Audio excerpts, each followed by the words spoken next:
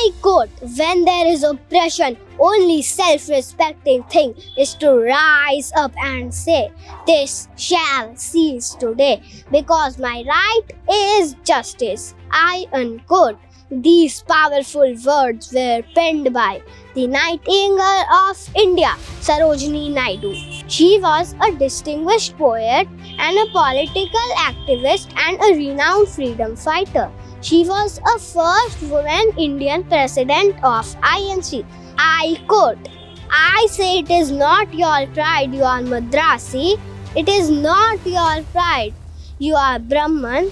It is not your pride, you are South Indian. It is not your pride, you are Hindu. But it is your pride, you are Indian.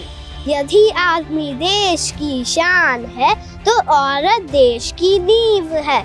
Jai Hind.